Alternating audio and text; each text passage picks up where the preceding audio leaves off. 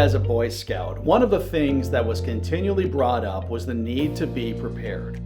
In other words, if a situation can be prepared for and thought of well enough in advance, you'll be able to navigate that situation much more easily.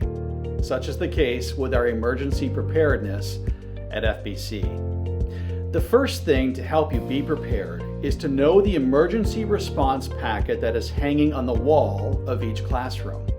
That package details specific steps to take for a number of scenarios that hopefully you'll never have to encounter. We recommend that you look through that packet generally and then specifically for each classroom that you are serving in before your ministry assignment starts.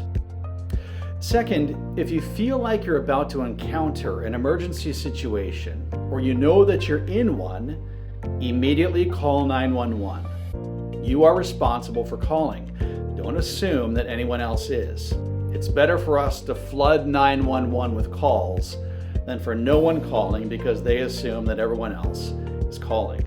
Importantly, you are responsible for all the children under your care.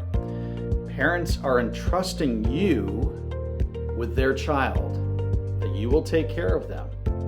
You are responsible for their safety and the safe delivery of them back to their parents.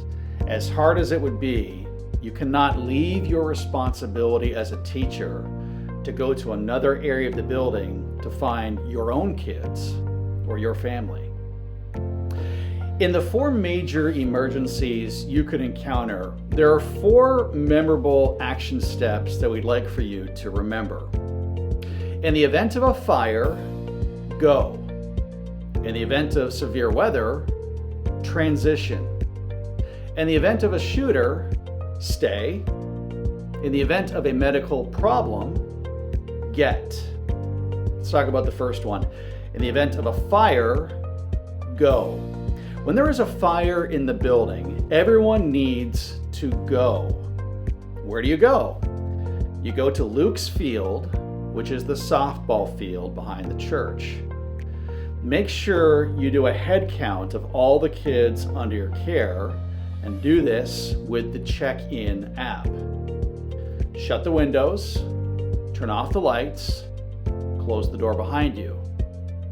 Calmly go to the softball field and notify security that you are there. Keep your kids together and do another head count. Do this head count with the check-in app. Do not, for any circumstance, go back into the building until cleared to do so. In the event of severe weather, transition. So what that means is that everyone during a weather emergency, most likely something like a tornado based on where we live, needs to transition to a safe area. For some rooms, the safe area may be right across the hall or even within their own rooms. For other areas, it might mean a transition to another area of the building. And like we said, for some rooms, we may just want you to move closer within that room to an interior wall. During a tornado watch, which will likely come in as a notification on your smartphone, you need to be aware that there's the potential for significant weather in the area. This is your opportunity to review the guideline sheet as to where you would go in the event of a warning.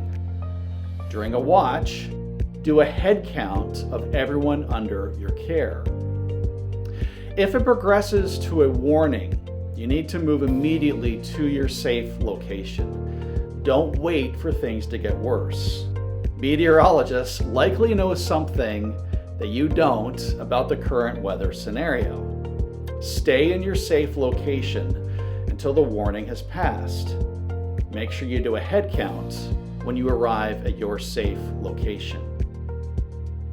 In the event of a shooter, stay. When there's an active shooter, stay where you are and take steps where you are to ensure the safety of those under your care and yourself by doing things like locking the classroom door, ensuring that the door's window shade is closed and close all blinds. Move the kids to the area of the room marked by an X on the floor. Barricade the doors, if possible, with furniture and other bulky items. And you may hear what sounds like fireworks. There are never any fireworks at church.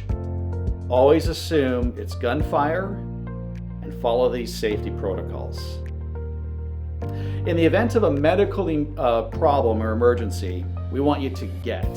So when there's a medical emergency, get a first aid kit or the AED or the emergency procedures that are hanging on the wall that will detail how to help someone who's choking or needs CPR.